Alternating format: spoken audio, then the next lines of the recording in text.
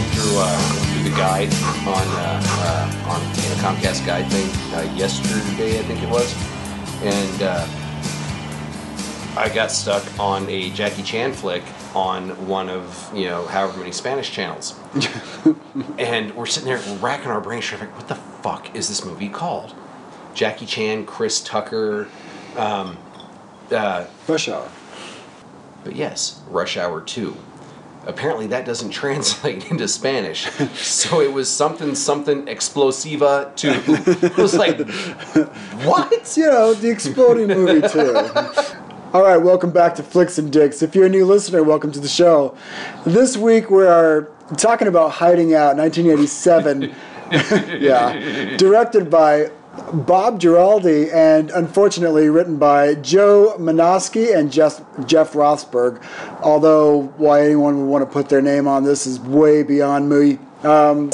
Movie is a mess. This movie probably ended some careers. I had to have. Okay, I mean, we were really sitting there thinking about it because this movie stars, of course, Jon Cryer. Jon Cryer, Pretty in Pink, and 2.5 Men fame, and then Keith Coogan of no real particular fame, although he was in our last podcast. Toy Soldiers. Yep. And then of course Gish. Annabeth Gish. That's right. This was supposed to be in Pretty in Pink. This was supposed to be Say Anything. This is a pile of shit. Oh, please. Okay. This was supposed to be Say Anything. I Anything. had fun with the movie. It's maybe nostalgic, I don't know, but I still have, some, like a really itty bitty teeny tiny soft spot. So let's go ahead and run through this cast of characters. Now, I've got the 3 main people. Everyone else is really just nonsense. Yeah. I mean, we got Jon Cryer, Keith Coogan, and Annabeth Gish. And I really thought that we should probably just hit those guys. There's one more big one that you cannot overlook. Who's that? The aunt is Jon Cryer's mom in real life. Yeah, great. And she was despicable. She was terrible. Right. I got a note in here that says this is why you don't hire family members to be in a movie past 2 lines. She was in it for like all of 2 minutes. She's waving her arms around and acting. It looked like fucking community theater. I mean, community theater special. It was bullshit. You know that if we were in a movie, Mom would say, "Would you mind if I was part of this?" And I would say no because it's not fucking professional. Because something that we would put together would be just so absolutely, yes. I mean, you have to have some kind of respect for your craft, and this movie ain't it. Okay? Really, when you look at IMDb and you scroll across the cast, and it's picture not shown, picture not shown, picture There's not a lot shown. of bullshit people in this movie. Yeah, I don't know why they made it. I don't know what their goals were. Because they lived in the zip code of where they were filming. That's why. That's got to be it. Like, everybody was like, hey. They did a local casting call. De Laurentiis Studios was not in the zip code of Topsail Beach. I'm just saying. Yeah, but you can get local casting. It's totally fine. Oh, dude, it was huge. It was absolutely huge. On the news, you would see, local casting calls. Saturday morning cartoons, you would have the commercials saying, local casting calls. That's right. We got an in with it. Yeah, Mike, hit it. So this is part of your neighborhood, right? Yes, it was. So this production of this movie was in your hood. And that's probably why I like it. That's probably why if I'm scrolling through the channels, seeing what's on, if I see this movie on, I'm inevitably going to watch it. Holy damn. And this was, I do want to state for the record, Mike, this was your pick.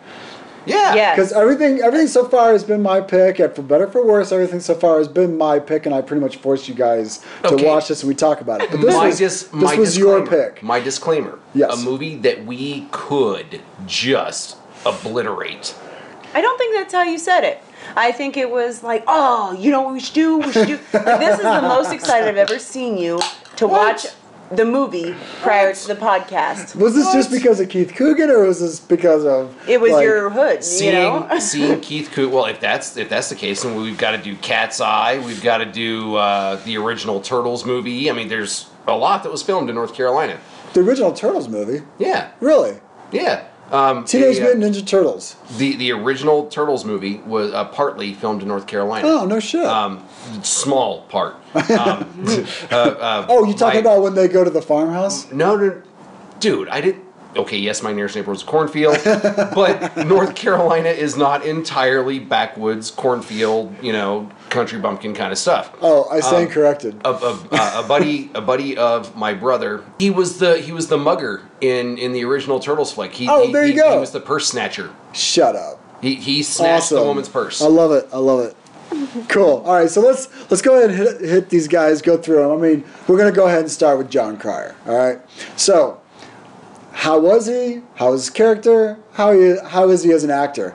If you've ever seen 2.5 Men, you've seen him in every role he's ever played. He's fit 2 roles that I've ever seen him in, and that is Ducky and the guy in 2.5 Men. He fits those very, very well. Jon Cryer.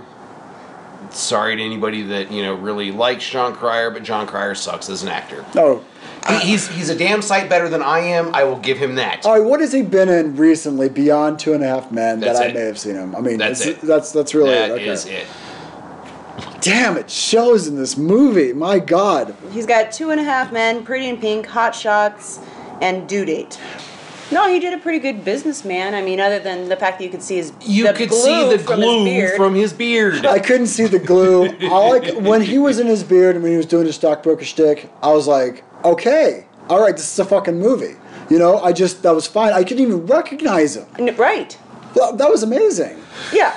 That's the only good thing I'm going to say about this movie. He's in this. Holy shit, It's like, he's all grown up. He's all grown up. Into this movie because I just we just need to hurry up and get into it. You know what? Those are the kudos I'm giving to him. Credit where credit is due. Annabeth Gish.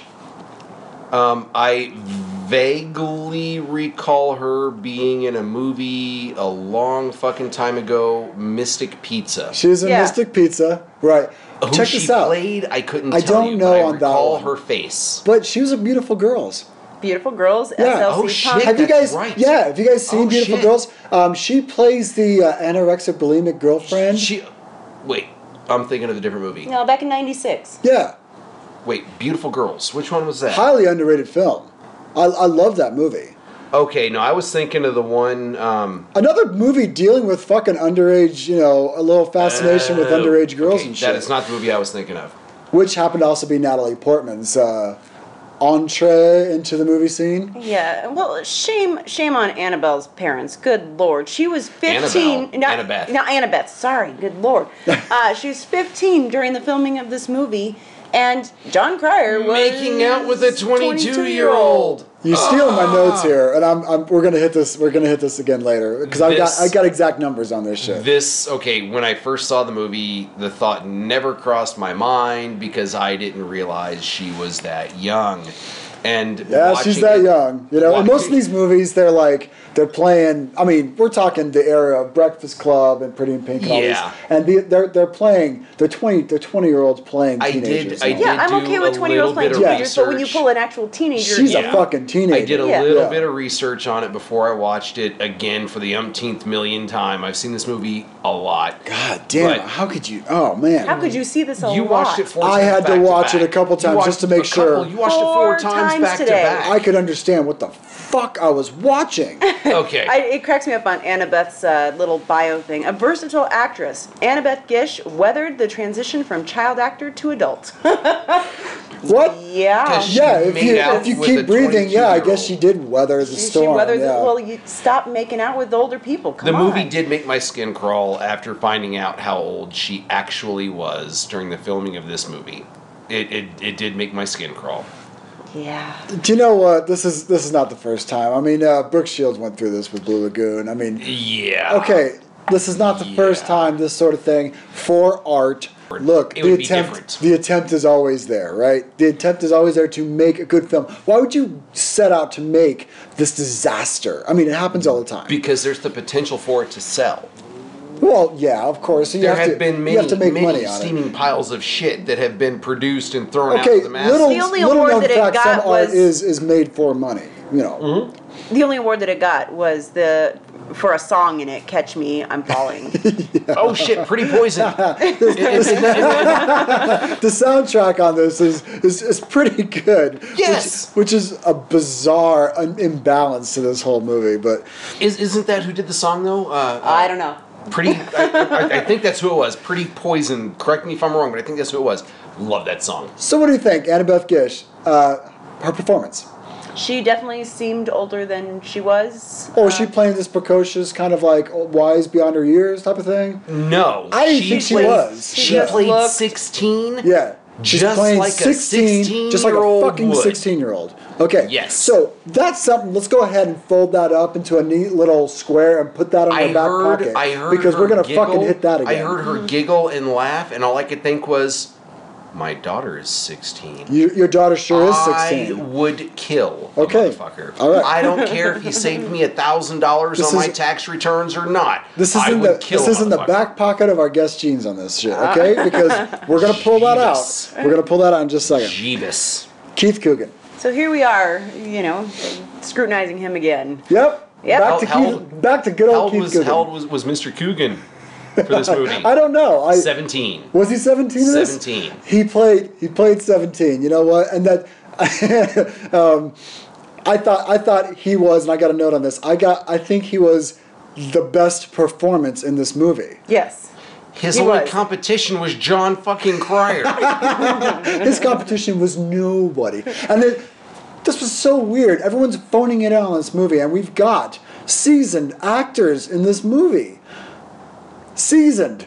These guys, some of these people have been on the stage or in films for like the better part of their lives. Just because you've been on the stage, behind the camera, whatever, Makes does not you, make at the you very a least, seasoned. A bad competent. script is a bad script is a bad script. This is all the script. This is director and script. Yeah, when you've got the Director, boom mic sure. showing all throughout the movie. I didn't see it once. I watched this movie 4 times. I didn't see the either. boom mic once, and I was looking for it. It's a mess. It's just a mess. Yeah, the whole thing's a mess. I think Lisa was on Percocet for that part. I don't recall the boom mic ever at all. I think it was just imagined. So he's outshining everybody, which is hilarious. Right. Because we were just Absolutely. bagging on the guy for being the worst of the ensemble in Toy Soldiers, which he I was. didn't think he was the worst. He wasn't. I thought he was the worst. Great No, I didn't think he was the at all. worst. We didn't cover that? No, I didn't think he was the worst. I thought he was the most awkward. He did not know what to do with himself. I think he was a very, very small I thought fish in a that's how he big was pond. supposed to play. I thought he was supposed to be He was playing top horribly shit. awkward. Like, he was probably outshining the rest of this crew right here, and everyone's like, oh man, you've really got something, kid. Because they're on this island of bullshit, and they don't have anything to compare him to, right? So all of a sudden he gets onto a real movie, and he's like, oh my god, what have I got myself into? Okay, what came out first, this or Toy Soldiers? This came out first. Did it really? Toy Soldiers 90s, early 90s. And this, it was. Yeah, Okay. Yeah, so Okay. somebody looked at his performance in this, which was a good performance in this, and said, hey, All right. gotcha. All right, Yeah. you're a teenager, you're kind of funny. This is the movie that got him smoking then. We are gonna hit the fucking. Okay, you know what? All right, let's That just go ahead. Let's just go. You know what? That transitioned to our blow by blow here because this movie has been brought to you by Philip Morris. I mean, no, Yeah. I don't know for sure, but it had to have been at least a major sponsor. Okay, it should have been called "Smoke 'Em If You Got 'Em," and I dare you to find a scene outside of the classroom where someone isn't smoking. Yeah, but I always Okay. find that when I go to watch an older movie is, holy crap, they're smoking in the office. Wait, they're smoking here. I mean, it was a thing. Forget Okay. the times. Forget the times. Nobody smokes as much as everybody in this goddamn town. Everyone in this movie smoked, but Yes. No, Where- Everywhere, Yeah, that's anytime, it. anything. where was it filmed? Largely in part in North Carolina. This is hilarious. Huge tobacco country. Do you know what? When I'm traveling for work and I walk into like some kind of rundown dive and I'm like, somebody's been smoking in here. Oh my god, there's an ashtray. And I vape now. I don't smoke, but I'm like, I want to fucking smoke just right now because I don't want to lose my opportunity. I can still Keep that smoke in mind inside. when you're looking at my smokes over here in front of you. But no, it was filmed largely in part in very, very much so tobacco country. Everybody's I smoking think in this the movie. majority of the people that I knew, parents, teachers, whatever, when I was a kid in North Carolina, smoked. Got it. But no movie smokes as much as this one. There's a Casino lot of doesn't fucking smoke as much as this one. I'm sure in their green room and all of that, their little trailers, they had their gift baskets of apples and oranges and cigarettes. And And it was- cigarettes. Guys, Marlboro if you don't Reds. smoke now, We gotcha. All the free cigarettes you can handle. Just make sure that you show them prominently to the camera. Between scenes, everybody's like, "For fuck's sake, where's the oxygen? Do you know what? I can't have another cigarette." I've done about 3 or 4. I've produced 3 or 4 movies. Only one has been finished, but 3 or 4 movies, 2 of which have had smoking in them, right? Do you know what a pain in the ass is to keep track of that shit? Not only are you smoking constantly and but the on cigarette takes and all burns this, down. yeah, and you have to keep track of where it is on the burn. It's a pain in the ass. It's a huge pain in the ass. So is that why in movies you'll see people, they'll take like 2 drags of a cigarette and they kill it? And put it the fuck down, because you're spent. You're like, if I take another drag, I'm gonna puke. It wasn't from the actor's standpoint, just from the editing standpoint, whatever. It's a pain in the ass. It's like, shit, okay, where was so and so in that cigarette scene? Do you think this editor gave a shit where the continuity was on the cigarette burn? I don't know that this editor even had a job in commercials after this movie. Maybe it was another relative of Jon Cryer. I don't know. The editing in this movie is atrocious. I mean, nothing makes sense in this movie just from an editing standpoint. One shot, you got Jon Cryer sitting down at a table, and the very next cut, he's flying out this window. Okay, there's supposed to be, with editing, you have to sit there and go, there was no build-up whatsoever, man. No, he was just out the fucking window. Something that got cut, okay? Something serious got cut here. Him getting picked up by the Hulk and being shot out this window was cut. Hang on, it could have been the director saying, okay, and in scene. Okay, guys, I've got a great idea. Next scene, it's Jon Cryer diving out the window. And then some grip is like, but that doesn't make any sense. And Shut up, you're fired. Shut up, man. You question me. I'll have a cigarette. Here, go smoke some cigarettes. This editing is direction. It's all direction. I do have another theory, though. Okay? I got another theory. Shit is all over this movie. Okay? The word shit is all over this movie. And it's PG-13, so you only get one fuck word. One F-bomb, all right? And Coogan says it once. You brought it up. I fucking love this scene. I really do. How convenient was it that they're sitting in high school? I don't recall ever having a class where, you've got heterosexuality on this end of the spectrum. So random. And homosexuality on this end of the spectrum. Where the fuck was this idea? Well, they had to throw it in there for the horribly awkward bathroom scene. This was a crazy awkward bathroom. So he says fuck, he drops it, and that's it. It's a throwaway fuck line, and that's the only fuck word you get. Oh, but I giggled. No, hang on. This is my theory about why this movie is so crazy. Like, it looks like it's all over the place, okay? This movie started out as 3 hours, okay? That's where it started out. And every other word was fuck, okay? So the MPAA says, all right, look, here's the problem, all right? You want this to be PG-13. It's not going to be with this many fucks because you only get one. So just cut out every scene that contains the word fuck and you're fine. And the director's like, ha-ha, I've got it. So that's why this movie makes no sense. You can't make this movie, this teen movie that was supposed to be appeasing to a teenage and adult demographic because it's I'm an adult and going back to school thing, so it's appealing to adults. I loved the bathroom scene. You can't make that a rated R. This end of the spectrum, you've got hetero, and you've got this end of the spectrum, which is homo, and I'm way the fuck over here. I'm way the... It's such a throwaway line. I'm like, really you wasted your fuck on that? It was, okay, I enjoyed the scene. I thought it was funny as hell. All right, so let's start out on these this blow by blow here. So these guys are stockbrokers, right? Yeah. And they're on the trading floor, they're making their deals and all that. And my first thought in this movie is I can't really stand stockbroker scenes, which usually just consist of screaming stock-related buzzwords into the phone. All they're saying is bullshit. Okay, and nothing says stock market room like phones just flashing, oh my god! I was waiting to either have an epileptic fit or have an aneurysm. Do you know what? In my office, if there are like 3 lines holding, we're kind of getting crazy. Okay, we're really getting stressed out because there's 3 lines holding and people are waiting. And But holy damn, this one had every goddamn line was lit up like a Christmas tree. So these guys are just taking it in stride. There's no problem. And then his buddy, who I'm calling not Rob Schneider. Did anyone get Rob Schneider out of this guy? I didn't until now. Thank you for that. So he brings him to the bathroom to give him a gun, because apparently the whole thing is that they accepted some junk bonds, did this phony deal from the mob. Let's bring the mob into Okay, this is the only again. way that you understood this by watching it 4 times? Because I was so confused.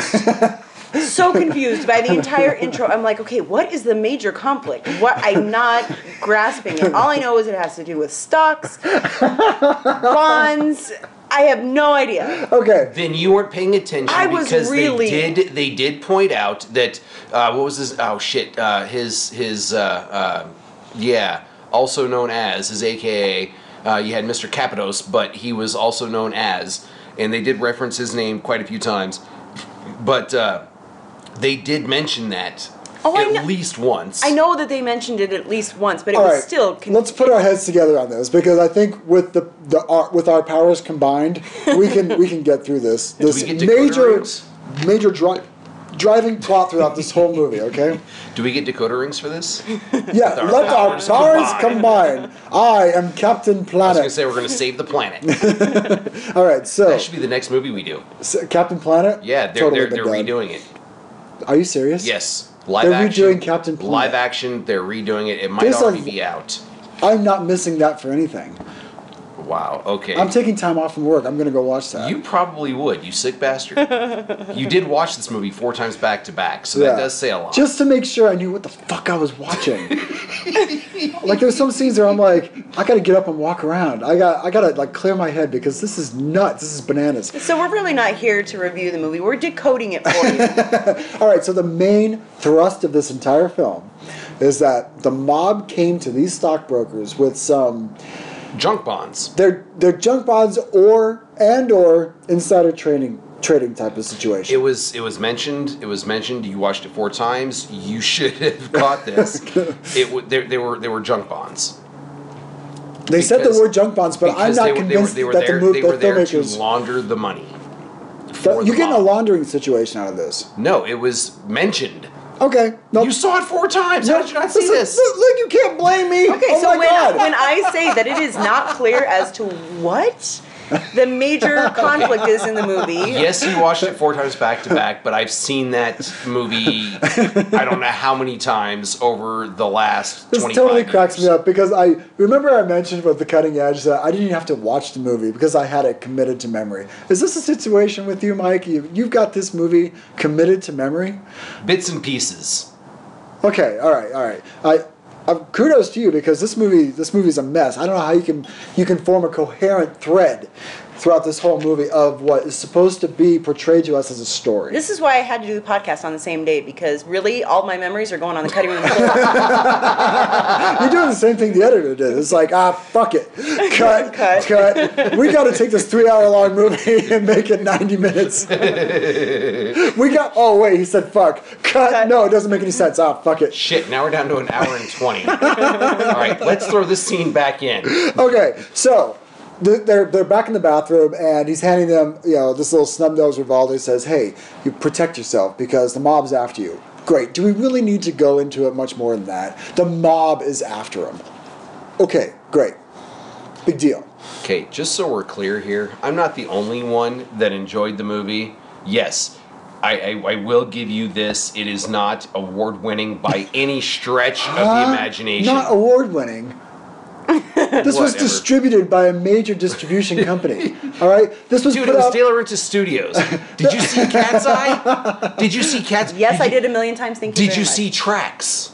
Who? You know what? You keep bringing up Tracks. That may be a stay tuned, because it's like let's just watch it. Let's review it. Let's just fucking move on, Mike. According to IMDb, this movie got 6.5, almost 6.5 out of 10 stars.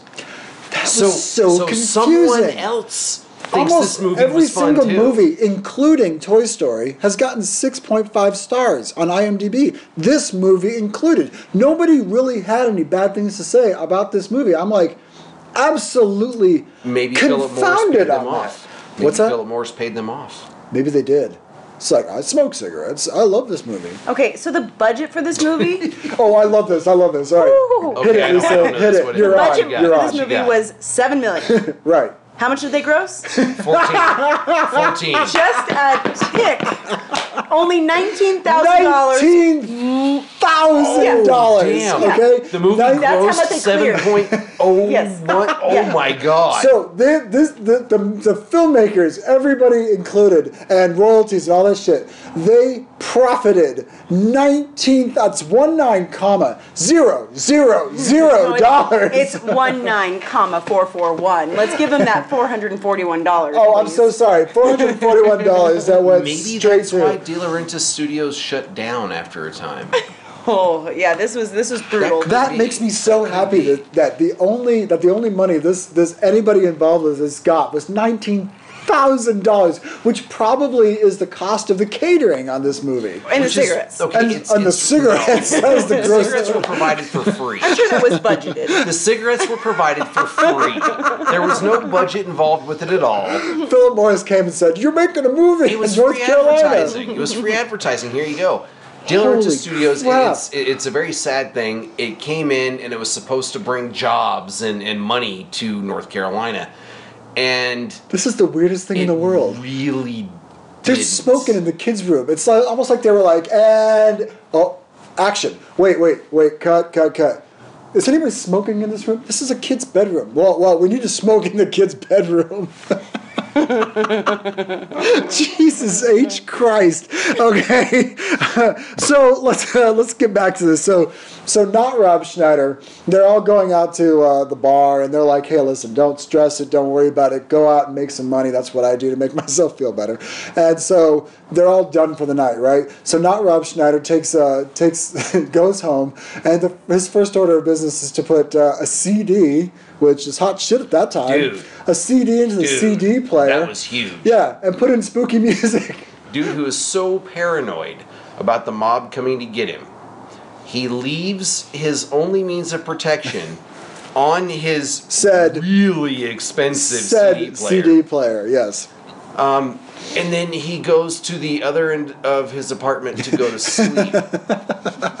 If I was that paranoid, and I've been pretty paranoid, a couple, 3 times here and there, I'm not going to go to sleep. So the baddies come, and they have this establishing shot with the baddies, and he comes and they make a real big damn deal about this weapon that he has to put together every single time he wants to use it. Feel free to edit my paranoia bit out. That's totally fine. Just what are you doing? What the fuck are you doing? You're fine. Holy shit. Keep going, sir. Is this another joke he made that I totally glossed over? Probably, because you weren't supposed to put so much attention on it. Wow. Yeah. So the baddies, every single time he wants to use this thing, he's got to put this fucking sniper rifle together or some kind of he did it with a machine gun too. He pulled it like he's riding along, and then he went to the machine gun. and he's waiting for that shot. Okay, I now have the shot. Let me assemble it now. It's like, and the driver's like, I'm not want to step out of my bounds here, but maybe you could have put that thing together before. You need to use it. Before we're put into an intense situation in which you may have to think on your feet. But I think they were just establishing that they are a well-developed mob that have their own cases for their own guns. God damn, this guy's a goof. This assassin is the worst assassin, which the movie even says in the end. You're a piss poor assassin. So that was funny. How much money is this assassin getting paid? Dude, he got a duffel bag filled with cash. All right. So how much do you think, shit. Lisa? I really wanted to ask you because you worked in a bank, and so I really wanted to say stacks of hundreds. How much is it? One stack of $100 bills. How much is there? Oh gosh, my brain just left me. It's an inch thick of $100 bills. How much do you think is in that one stack? If we had someone here that could do the math on that, it would not be that difficult. All right. What are we talking about? 50 bills. I'm gonna look at it. All right, so let's do 50 times 100. It's 5,000 a stack, right? Yes. I say 5,000 a stack. All right, and that bag is full. I say 10 because he was willing to off people, man. He No, already killed one guy. I'm saying 5,000 a stack, just a stack. Okay. Now that bag is full of stacks. Okay? 5,000 a stack. That bag is full of stacks. Now let's do a volume problem here. This is total like interview, like quiz question type of stuff. I'd say you probably had $500,000 in the bag at least. I don't know, man. I mean, if we're talking volume here, they're an inch high, and you've got length times width times height. All right, we're doing some geometry here. Go for it. All right, This cool. is so funny. That is an actual question. No, shut up. How much money is in a $100 bill stacked 1 inch in height? Yeah. Okay. All right. U.S. currency measures 0.0043 inches thick. So it comes out to $23,200 is how much is in a 1 inch stack of hundreds. $23,000 is in a 1 inch stack of $100. That Shut dude the made fuck out up. like a bandit. Okay, hold on. I really got to hit this. Okay. Now All the bills would need to be laying perfectly flat, No, however, for that's this, fine. like just printed. Hey man, Yeah. just print it. Okay, I'm completely down with that because we can do plus or minus a billion because that's what this is going to be. All right, so That was a big damn we've got the double bottom bag. layer. We got the bottom layer, which we're talking 8 inches wide. All right, standard bag, 8 inches wide, maybe even 10. Let's just say it's a foot wide. Okay, all right. Each stack is probably 2 inches wide. Okay, 1 inch thick, 2 inches wide. Sure. All right, cool. So we're even say 3 inches wide. Okay, 3 times 1 foot is 12 inches. So that's 36 inches wide. All right, 36 times what? 2 feet long. Sure. All right, 2 feet long times 2 feet. I'm sorry, 12 inches times 12 inches. So 36 times 12. 36 times 12. All right, now we got the base layer of 432 inches. Inches we're talking about. Yep. And how much money is in 1 inch? 23,000. All right, we're going to stack this now. Okay, times 1, 2, 3, 4, 5, 6, 7. Let's say 10 high. Okay. Okay, 10 high. Let's say 8 because they were kind of just thrown in there. Dude got many millions Okay, of dollars. times on this. 8. Okay, so that's 3,456. Now Times- 23,200. 3,200. This is awesome. 23,000. Do you know how much money is in that bag? This is $11,059,000. why I This said he got paid stupid many son of a millions. bitch, this dumbass Unless- assassin wait, is paid $11 million. Unless Mr. Capitos is hella smart, it might have been 100 on the top and then ones. And then ones. You never everywhere saw else them in the flip stack. through that money Nope. because that's He just assumed he got paid. all right. Yeah, but like anybody's gonna fuck with the mob. Come on. Let's cut this in half. This dumb son of a bitch got paid $5,000 or $5 million. $5 million he's incompetent. He doesn't know what he's doing. We're gonna go back to this time and time again on this podcast. This I would stupid go with son of a my bitch gut doesn't know what he's feeling doing. over millions. Let me go on my gut. Let's not look at facts. Let's just go. Oh, there's millions at stake. This guy can't My hit gut. shit. He gets his gun taken away from at the end of the movie, and he starts running for his life. Dude, that was so bad. That was so bad. All right, let's moving on. Let's backtrack and go back towards the. All right, so this guy is now under FBI protection, right? Mm-hmm. He's in the witness protection program, and they're sitting in this room, and they open up on this fucking gag, this gag of Trivial Pursuit. So it's like an interrogation type of situation, but So it's not. what happened? What God, happened shut up. at the whatever farm? What happened? This is one of the many jokes that falls Woodstock. way flat. Duh. So all they're doing, they pull back and they're playing Trivial Pursuit. Mm-hmm. Well, that's hilarious. It was pretty clever. I am sure that was the big Ba-dum, they were like, stop. yes, this is gonna be epic. Okay, I saw This is what we're in your for, face, folks. Lisa. You grinned I did. when you saw this scene. I did. You actually even Are let you out serious? a I slightly rolled my audible eyes. laugh. Oh yeah, but I laugh at the stupid shit. I can't get her to laugh at anything, but she laughed in this scene.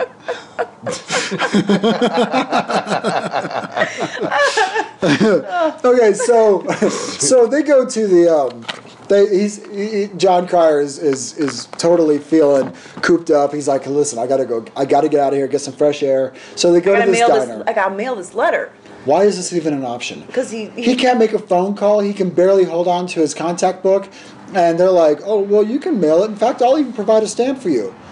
right. This FBI Perry deserves every single ribbing they get from this guy who's in charge of this case. Well, he got shot, so that's, he didn't get shot. He got one guy did. No. The shot ricocheted off of some glass. He got some glass in the eye. No, that was the other second one. partner. Oh yeah, his other part. Yeah, he totally got shot. Yeah. Yes. Only because the guy that caught the coffee pot in the eye, or the shard of the coffee pot in the eye, he survived, losing an eye only because he had to take a wicked dump. He had to take a This is our movie. Wicked dump. He has to take a. This actor. All the kids are going to be saying this. Let's say I got to go take a wicked dump. And I'll be damned if they weren't right. Really, Wicked did stick around. Me, this actor's like, I'm a professional. I'm getting paid for this movie, right? I am getting paid, right?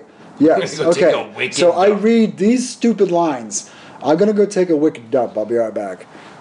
Yeah, and the 10 people who went to go see the movie, they passed it on. Now it is a phrase. And then they tell their friends. If it was and only so 10, on. that would be some hellaciously expensive movie tickets. Remember, If Mike, they made made $5,000. Mike, this movie did make $19,000. Hey, I was Most trying movies to say lowball it. they made this much in opening weekend, but this was over a lifetime. Over the entire from the 80s. This movie. I like the movie, but I'm not going to buy the This damn movie thing. is a cautionary note for future generations and filmmakers. It's like this is what a mess looks like. This is what can happen to you. Don't have Jon Cryer in your movie. If you don't exercise caution and use protection, this could happen to you. Do they make movie condoms? They should. They should. There's a Jimmy hat with this movie's name on it. Okay. The fact that you said Jimmy Hat makes this podcast totally Twice in worthwhile. as many weeks. Yeah, absolutely. So here's my question. All right. So yeah, he apparently some force of nature throws John through the window, and he's all cut up and shit. And he starts running for his life. Dude, It's an invisible force. So I would trampoline jump through a window. So he's hauling ass through the streets of Boston, because he's wicked running throughout these streets, because he's so wicked smart. He probably would have gone wicked faster if he'd have taken a wicked dump before he went to run wicked fast in the streets of Boston. I got to take a wicked dump here. And so he finds his train. He starts hauling ass for this train. And this assassin's missing like crazy, like he's been drinking the night before or something like that. So what's the first order of business to do after you just got on the train and you're like, you got to have a second to breathe? You flip this guy off. Now, is it good to taunt the people that are out to kill you? That motherfucker right there. What better time to do it? Because now he's not running. There aren't any other people in the way. There aren't any posts or pillars that could get in the way. No, it's just him right there. Shoot the motherfucker when he's right there. But it would have made for a ridiculously short movie. Which is, hey, you're giving full props to this movie. All right, I don't think this movie didn't have that in it, okay? So what I've never understood in movies, ever, is that when someone's running from somebody, whether they're running from the law or running from gangsters who are trying to kill them, or even witness, okay? The first thing he does is jump on a train. Now, where is this train going? It's going in one direction, on tracks. It can't deviate from its course. Everybody knows where this train is going. And it took the hit. I never understand why people escape on a train. That doesn't make any sense. Especially when you're passing the train on a highway and you're like, I'll see you there. I'll see you there. It's going on a fixed path, so whatever. He's all covered in blood.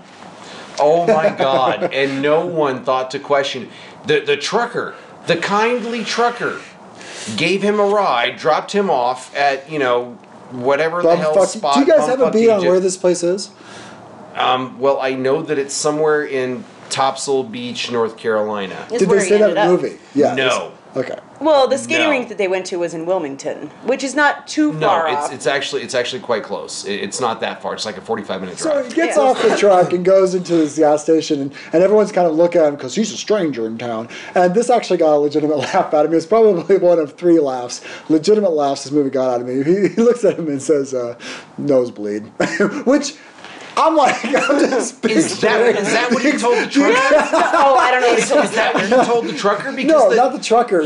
No, I got you. I haven't missed that, but you jumped over the trucker bit. Yeah, we're just picking things up the cutting room floor. He climbs out of the semi, And he tells the truck driver, "Thanks for the ride," or whatever the hell. And he goes, "Yeah, anytime. Anytime. Don't want to bother you about that axe murderer that you just did." I pointed out to Lisa right at that moment, like, and the trucker never once thought anything about the mass amount covered of in blood. Yeah, which brings me to my next legitimate laugh. this bum. He's like, "No, I don't want your cut. I just want your cigarettes." Which I've been in that position before. I was back when I smoked regularly cigarettes, and I had a carton of cigarettes in a bag, and this guy comes up, and he was homeless and all that, and he's like, "Can I have a smoke?" And I'm like, "Well, sure, of course. Here you go." I mean, look, this is the least of your problems. Of course you can have a smoke. And he's like, "Thanks. Can I have a pack?" And I'm like, "Oh my God." That's the first time I've ever no, you can't. You can have a smoke, but no, you can have two. I'm not going to give you the whole pack. I think at this point you're being a dick. But so he trades this $500. $500, which is this 80s money because Italian-made jacket. He got it from like Milan or some shit. Dude, sorry, I think in the late 80s. I think in today's it would have been that's more. probably a $2,000 suit. Yeah, probably. Which is cheap. $2,000 suit. I thought okay, I'm not up on suits. Isn't that cheap? I don't know. I've been fitted. I haven't got any Armani or anything like that. But I mean, Armani, I'm thinking is probably $2,000 suit. Maybe in 80s money, that's probably doing pretty good. If you're driving a Maserati, $500 jacket, no. I mean, he's talking about a suit. Yeah, but anyway, you've also referenced that you drive a Maserati. Okay, maybe you were right. So Bloomingdale's and Armani's suit is $1,895. Absolutely. Okay, there you go. So, wow, hey, pretty close to the mark. So the second, and this is probably in the first 15 minutes of the movie, the second legitimate laugh I got out of this movie was the guy's like, he takes the trade, he puts on the coat, and he starts running to his buddies like, "Hey guys, look," because he's like, "Oh yeah, jacket, great. I got cigarettes." He didn't give a shit about the jacket. He just wanted the smoke he wanted. All right, so the thing that this movie doesn't get with Coogan, and let's go ahead and bring, because Keith Coogan is in this as his cousin. All right, so he's seeking refuge with his cousin. What I don't think this movie understands about Coogan is that he's supposed to be the one to come up with the ideas in terms of disguise, changing appearance, getting him into the school. Coogan, that's his job is. In movies like this, that's what this character does. Okay? Right. But no. Fuck all that. We're doing all this wrong anyway. Dude, he because he dressed like some weird cowboy in a gay bar. I don't know what, like, he was not the style advice guy. But you know the style of movie that we're talking about. Successful movies of this genre. Yeah. Keith Coogan's character is supposed to do. Yeah, he's supposed to be doing this. Yeah, Jon Cryer looked more like a teenager when he dressed himself as a teenager at the gas station than when he started buttoning up his shirt. Did you not catch his unlaced high tops when he was on the way to the office in the beginning of the movie? He's 29 years old. He's supposed to be out of touch. Do you remember that movie, 17 Again? Okay, yes. This was of the same genre, okay? And this was more of a magical type of thing. He becomes a teenager, whatever. They're all the fucking same. Anyway, so he goes to the school first off and dresses a little bit weird, and then his friend takes him to his stylistic friends, and they get him all worked up, and he's supposed to be the cool guy that everyone knows that character is. Okay, I never knew anyone that had the skunk What hairdo. the hell? What? I don't know what the fuck It was that just a gas station job that they were like, "Oh, you fit in." No. Oh, bullshit. This movie was trying to make that a thing. Yeah. They definitely were. I knew no one that had that failed skunk attempt hairdo. at making That this was bad. a thing. That was bad. Guys, and not in a good to our bad listeners kind of way. out there, kids, if you're listening, this was supposed to be, you got to check this out to believe this. And I'm sure there's snippets on YouTube, by the movie, of course, but there's snippets on YouTube. Check out this hairdo. This is what he wears throughout the entire movie, okay? This is what, if you can... It's a reverse skunk. It's crazy. It was terrible. It's absolutely terrible. I mean, it's an absolute distraction, and I couldn't do anything but stare at this guy's head. That's why I had to watch this movie 4 times. I wasn't sure if the blonde hair on the sides of his head was actually coming out of his ears, or if it was just actually coming off of his head, just going over his ears. I mean, I couldn't tell what I was looking at. It was really, really bad. All right, so That was my drunken commentary on it. so we're moving on, and so he's seeking refuge at his cousin's house. For some reason, he doesn't want to tell Coogan's mom about it or anything like that. Little side note, which we talked about off the air here, but yeah, the actress playing Coogan's mom, the aunt, is in fact Cryer's real life mom, and Yes. my God, it shows. Right. This Yeah, really shows. She's horrible. She also goes nowhere. She's supposed to be the school nurse, but up until like minute 30 of this movie, she sprouts wings and flies, and she's like never to return to this movie again. Right. She's all up in his business until Jon Cryer arrives, and then it's like, I'm not going to pay attention to you smoking in your room. I'm not going to pay attention to anything anymore. Yeah, so she's just asking the receptionist. So basically, he's walking into town, and he's got his new dreads on, he's got his new hairdo, and he's trying to figure out what to do. And so he walks up to a bunch of kids smoking, as they do. And Okay, that was funny. this is the scene where Marty McFly in Back to the Future 3 Yes. is walking into town being like, now what? What am I supposed He to do? walks Oh, up let's to find the local walks up bar. to the dude, asks for a cigarette. Dude's like, oh yeah, man. He hops down off the wall, hands him a cigarette, and then he goes, hey, can I get a light? No, man, we gotta go. The mob and I've the bummed FBI. smokes before, but they've always had a light. Everybody who's, in fact, one of the funnier If you're moments. a smoker, you have a fucking Yeah, one of the funnier moments when I was taking a break from work, I went outside and I'd forgotten my cigarettes at home. Anyway, so I bummed a smoke, and then I'm like, oh, I'm sorry, do you have a light? And she looks at me and she's like, no. I'm like, Nice. just standing there, and she's like, I'm fucking with you. Of course I have a light. I'm smoking a cigarette. But it's okay. Did you see him pull a lighter out of his pocket later? Yeah, Yeah, absolutely. so it's all good. Yeah, I mean, he was fine. He magically got It's on that. the editing room floor, okay? It was probably another fuck scene. It was a fuck scene. not a fuck scene, an F-bomb. From now scene. on, everybody on this podcast knows exactly what you're talking about. You say fuck scene? Fuck scene. This It's a isn't fuck a porno, scene. folks. No. Why? None of this makes Now, sense. I thought that it was pretty smart. I'm not even going to say genius. It was pretty smart, the setup as to how he ended up in the school and the confusion as to them thinking that he was a student and his facial expressions and everything. Like, that setup was on point. So that alpha scene you thought was like a clever segue into him becoming a student. I really did. It wasn't like, oh, there's a high school, I'm going to walk in and pretend like I am. I mean, he went in there to see his aunt. That is a clever. Okay, I will concede that only because it's like that's the only thing in this entire movie that makes sense. The most realistic part of the movie, the most believable part of the movie was right here. Yes, this. When Jon Cryer's being accused of taking a blowtorch to the couch, and the one kid comes in, he goes, man, you can go ahead and call my parents. I ain't do shit. I ain't do shit. Man, go ahead and call my parents. That kid, call my Sean, who parents. plays I Sean, ain't do shit. he's not an actor. They probably pulled him off local, but he's not an actor. He was probably at the time he a walked in student and of said, Topsail I High. didn't do shit twice, and then, I didn't do shit. That's it. Call That's my all we parents. needed you for. Call my parents. I Here's didn't your do free shit. pizza and your cigarettes, and get out of here. But this was the scene that I'm like, yes, okay, all right, now we've got something. It's going to start cooking. Okay. The second so best you're scene in the movie. Second best scene in the movie. And I do love this movie. Second best scene in the movie. So weird. Dude's all, man, go ahead, call my parents. I ain't do shit. I ain't do shit. Go ahead, call my parents.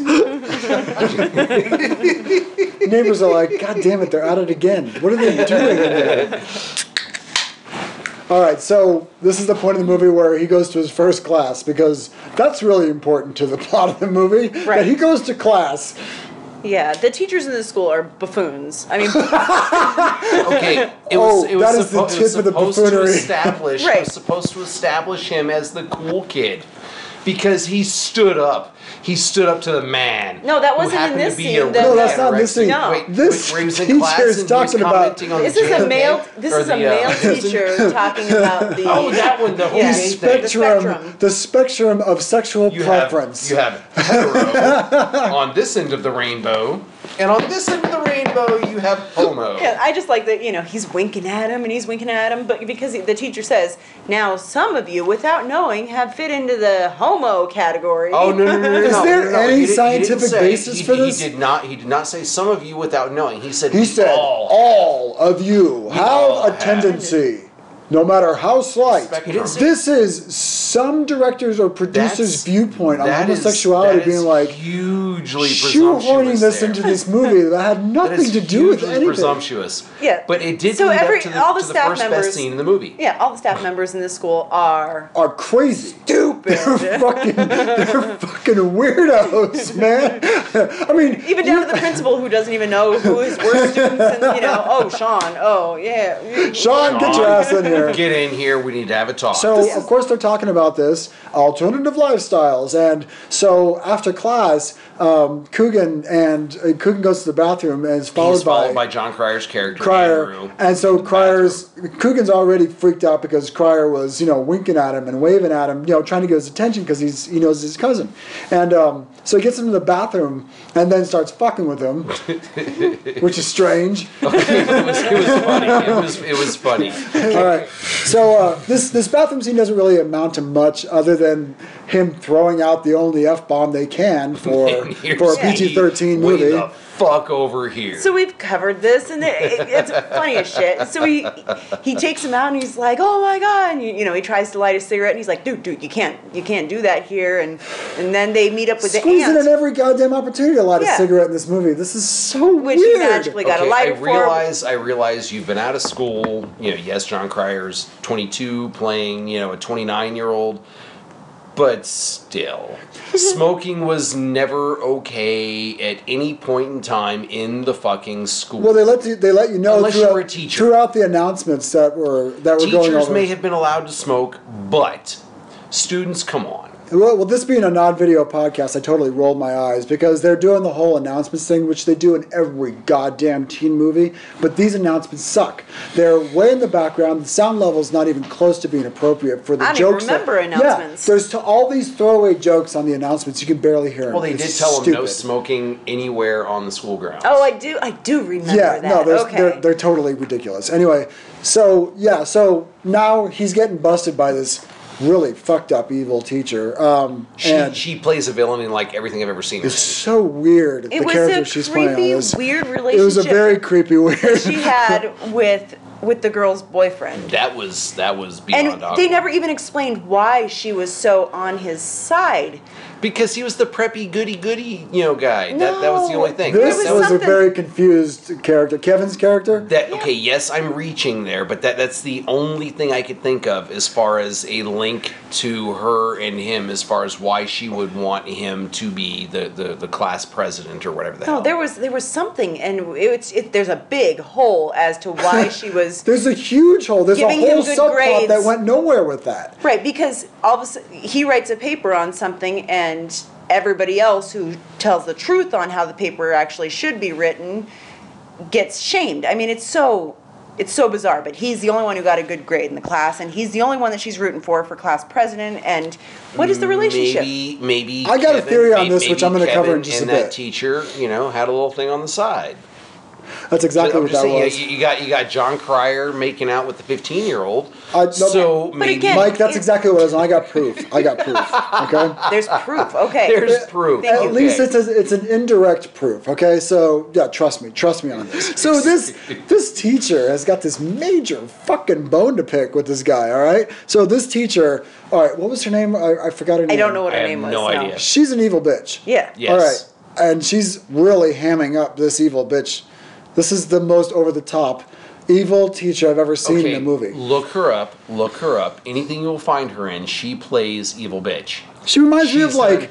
She's done some... But it was totally unnecessary. It was and there was no build-up. There was nothing. Okay, It was just like, no. bam. Even Adam Sandler has cast her in some of his movies. She plays over-the-top, nasty-ass old gal in everything she's But I ever think been in. she's trying in this movie. That's the weird thing. Like, Yeah. like she was at a 10, right? And the director's like, you know what, can we bring it down to a 6? And she's like, oh, is this a 6? And the director's like, no, that's still like a 9. Oh, okay, is this a 6? No, that's still like an 8. And all the I other will all the other teach students in are my like, classroom whatever I think is what I believe. I mean, Whatever it's is I so think is what I weird. believe. yeah, it was. Yes. It was. This is another thing Bizarre. that pisses me off about this movie and movies in this genre in general, okay? No movies, and I'm making that claim, no movies in this genre has got it right. All right? I'm working on my own projects with screenplays and everything like that and teleplays and all that, and I'm working on this particular genre. And getting in the mind of an adult going into a situation where they're surrounded by children and surrounded by teenagers and dealing with the socio-political environment that's going on in that environment and what you have to answer to adults, even though you are an adult. No movie has gotten that right. What Okay. about Dead Poet Society? Ooh. No, this is not this Take genre. yourself seriously. I've been transported as an adult into a teenage body, or I've been transported as a kid into an adult body. It's that fantastical element of that. Yes. None of these movies, except for Big, have accurately portrayed this and what they would be dealing with on a day-to-day basis. This movie really, since no movie has really gotten this right at all, this movie taking this on is biting off way more than it can chew. It basically tried to grab every stereotype, every news headline, whatever, and tried to throw it into a made-for-TV kind of a movie. Case in point, okay? You have an adult who's been to Cornell. Okay, we've established he's been to Cornell, right? Yes. Okay. And he's in a classroom, and the teacher's saying some absurd shit. Now, we as an adult, I'm 39. We're all about the same age group, and if we were put into a classroom where this teacher's spouting off nonsense, and we're sitting there, we want to speak up. We don't speak up in this way. We're sitting back in the chair going, she's an adult, I'm an adult. There's no need to. He's acting like a freshman in college, getting all worked up. Okay. He's acting like a petulant child. He's just looking around at everybody, throwing his hands out. And then finally she calls him out. I probably would not have spoken up the way that he did. No, of course you wouldn't, because you're an adult. Okay, he's an adult. I'm an adult on a But good they had day. to establish the whole point of you're not old enough to know how this really went That's down. fine. Lisa, in that situation, what would you do? I would have done what he did. No. Up Bullshit. to, hang on, no. I would have been the one looking around, just rolling my eyes, throwing my hands out. Yeah. Yeah. But That's exactly what he did. But once I got would called not on, have I would have been spoken like, nothing. Yep. I probably that would have would've been said, this is a stupid conversation, okay? I would and I have been don't think sneering, that you snickering, get whatever, but you no, I get wouldn't what have I'm spoken. about to say. I mean, because he could have delivered a lucid and organized Right. He retort. could have done the whole thing like the girl that ends up being his low. Or citing his sources and all this Right. stuff. All he says is like, no, Nuh-uh. you're wrong. He's a graduate Yeah. from Cornell. He Yes. acted like Jon Cryer. He sure That's did. it. Yeah, he did.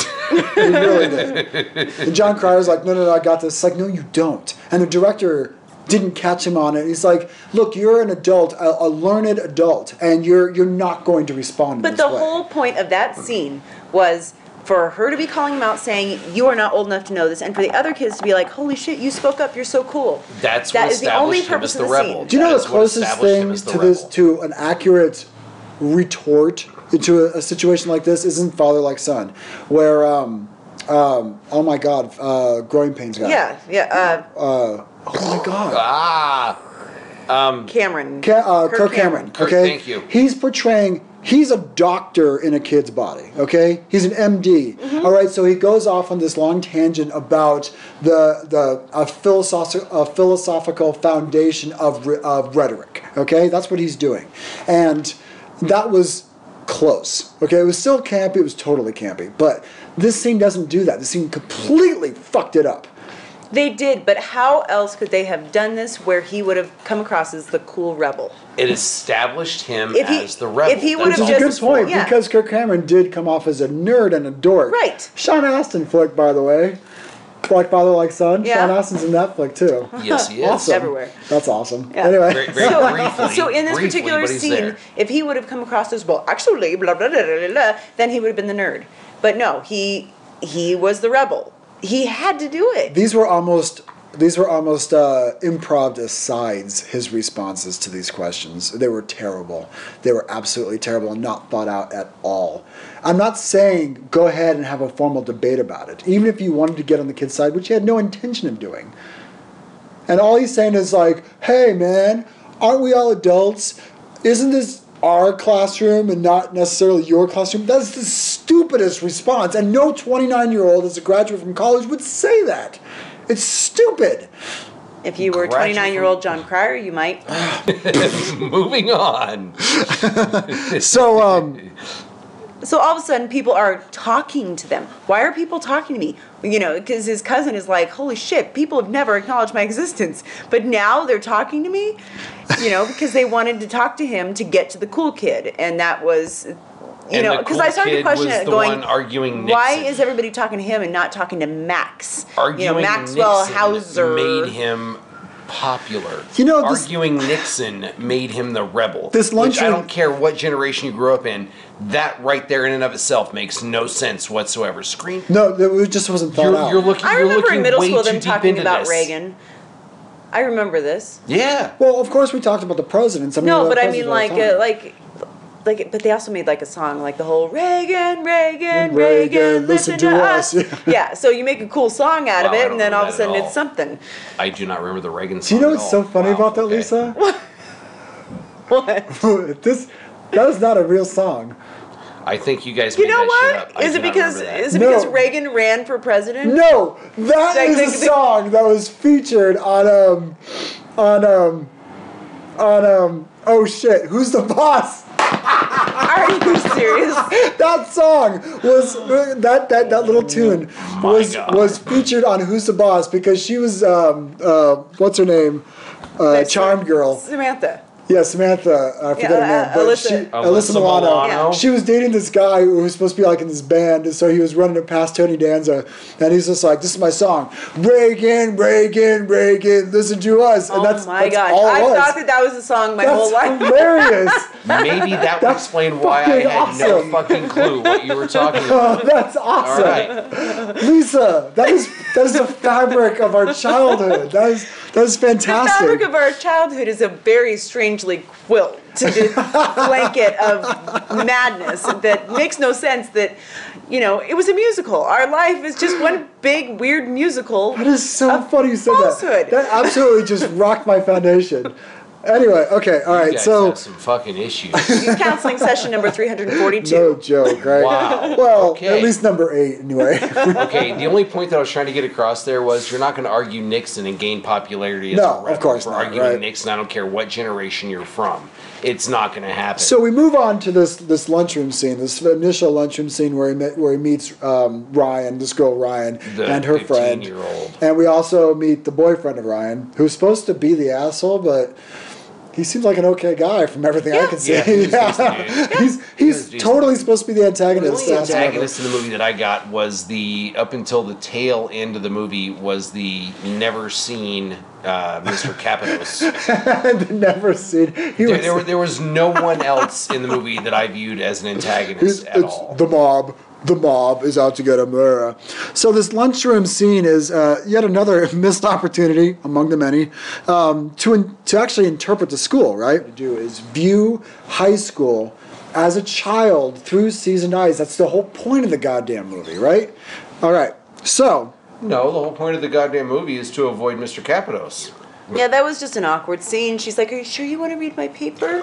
You know. Sure, I'll read your fucking 10-page essay. That sounds great. That sounds a high great. schooler's 10-page essay. Yeah, that was bizarre. That was the building trust scene, the let me open up to you scene, and let me establish that my relationship with my boyfriend is on the rock scene. Okay. Oh God. Let's talk about the titular rap. The rap scene in the bathroom. Oh Jesus. Where the fuck did that come from? Because all black kids rap. There's a lot of black kids in this movie, which I will definitely appreciate. I'm like, holy shit.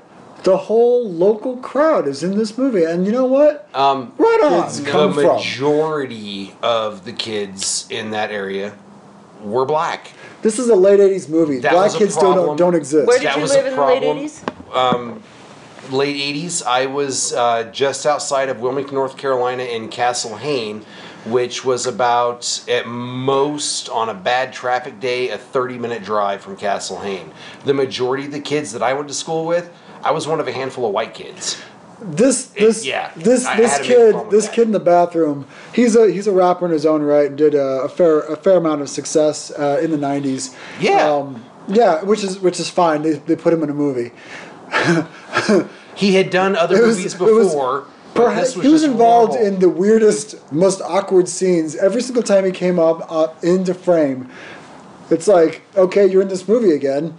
Let's go ahead and be as awkward as possible. Yes, so that was it. They rap, okay? Yes. And there's a there's a rap in a movie. It's called Teen Witch, which is called Top That. It's making its rounds on the podcasting scene, and Top That is probably the weirdest out of place rap.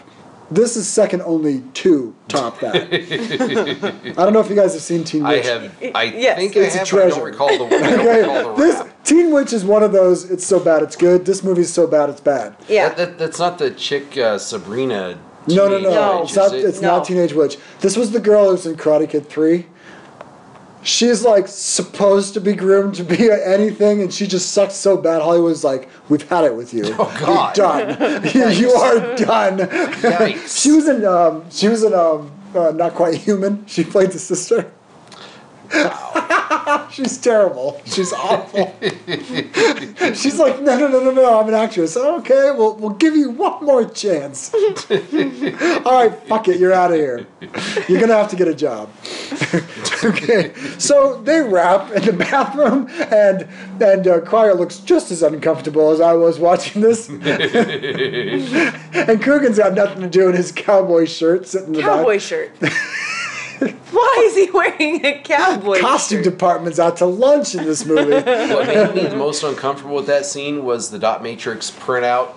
Max. Oh my gosh, I love that. Do you guys remember that? I do remember that dot paper. matrix banners, man. Yes. This is I forgot. That made me happy actually when I saw that. I'm like, oh my god. That was Adobe. It wasn't Adobe Photoshop. It was called something else. What was it? Oh, I can't remember what it was called. Damn it. Oh, please. If you can think of it, go ahead and email into flicksanddicks@gmail.com and let us know what the name of that program was, because it was a very specific program. You had to load the disc, you had to take it out, you had to load the second disc and make sure that booted up okay in your Apple IIe. I had banners for everything, but they ripped apart really easily, so you had to tape it at the seams.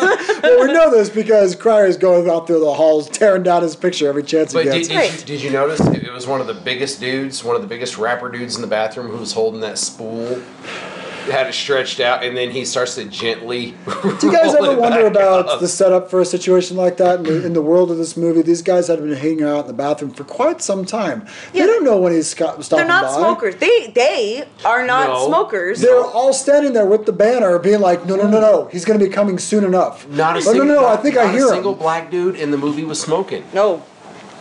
Holy shit! In the bathroom scene, the only guy that was smoking was that little flock of seagulls. Dumb fuck in the bathroom. He had that flock of seagulls reject dude. Yes. In the back, he was like the intro to all things emo today. He was hiding in the back smoking. This was the part of the movie where I wrote the note that said, "I dare you guys to find a scene that's not in the classroom where people aren't smoking," because there's that little shit in the background. Yep. And I'm like, oh, there he goes. He's lighting up.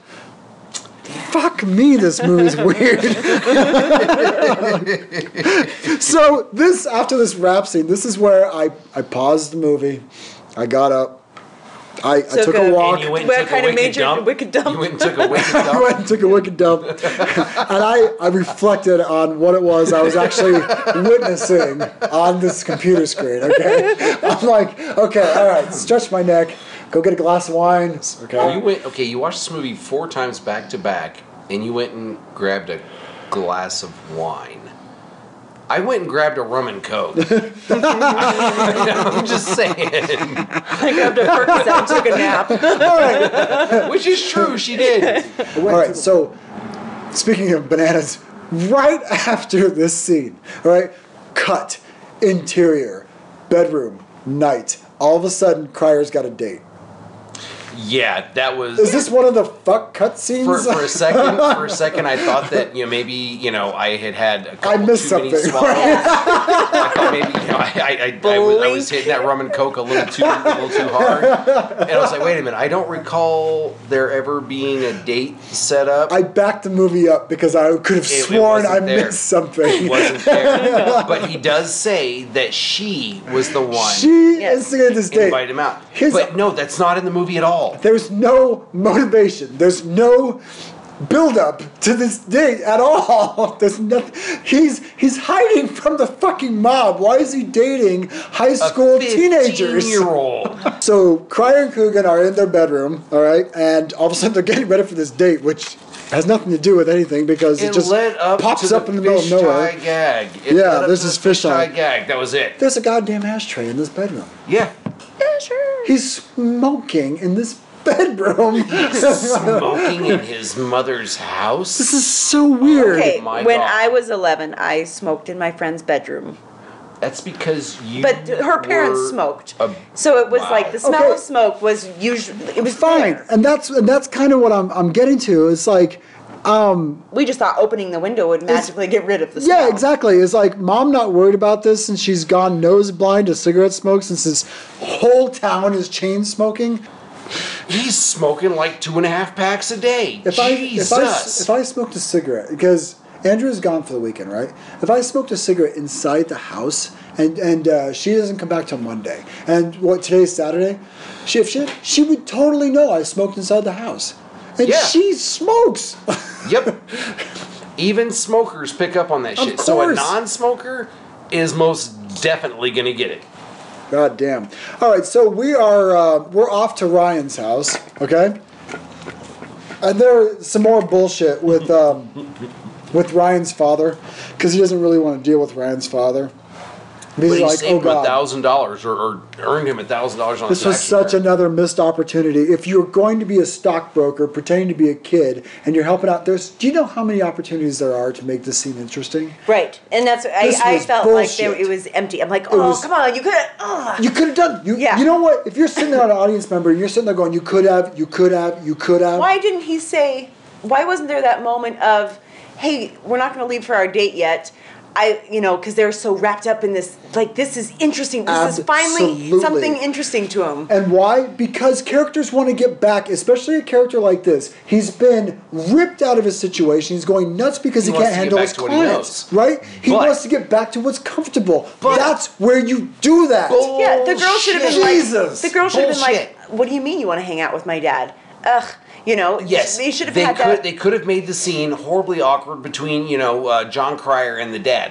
But bullshit. Why are we fucking telling them this, okay? He's a stockbroker. He's not a fucking tax accountant. Give me $7 million to make a movie. I'll make you a fucking movie. He's a stockbroker, not a tax expert, but he seemed to know everything because all stockbrokers know everything about their taxes. These tax observations were really weak, too.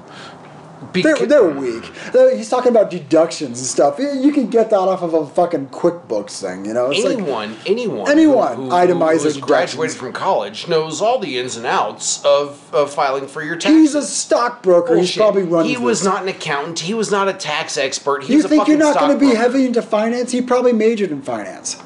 I know more about tax than this fucking fool in this movie.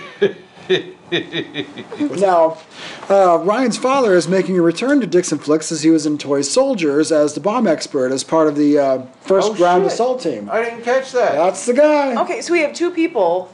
How weird is that? Soldiers. Coogan and this guy. You think they were hanging out? No shit. Ooh, that's creepy. I always wonder, it's like how some of these people get these jobs, and we touched on this a little bit in Brotherhood of Justice.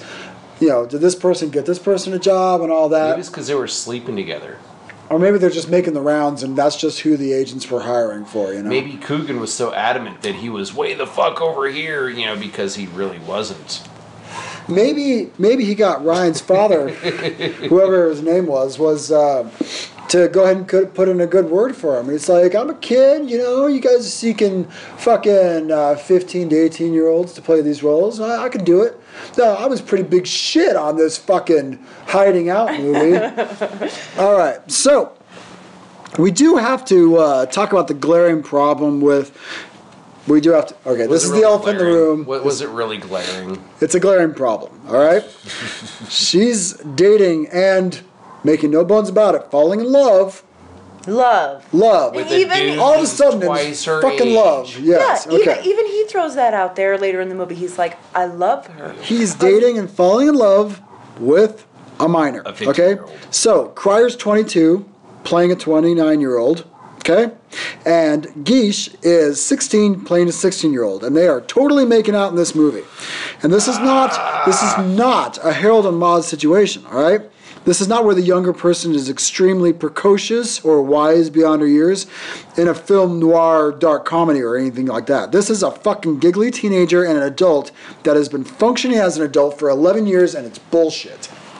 It's bullshit. It's bullshit. Yeah. So they're going on this roller skating date, right? And he's goofy because he can't skate. And there's all sorts of little rubber stoppers on the front of those skates. Hang on. You know, nobody's fucking falling over that shit. That was the first roller skating rink I ever went to. It was Sunset Got Roller it. Rink. Buckle up. Here we go, Mike. Here we go. Yeah. Go for it. All right, it was a great roller rink in the movie. The guy who is at the mic calling out, the couples only skating session, that was the owner, and you can see his wife in real life. You can see his wife standing behind him because they were always there together. He looked like a bingo announcer. Yeah, he probably was. I think they did do bingo. I'm every once in a sure while. they did bingo. But Yeah. Those 2 times I went to bingo, yeah, it looked like the same fucking the only guy. problem with that roller rink, it was kind of small, and there was one corner which they did not show them skate over. The editing was good in this scene alone.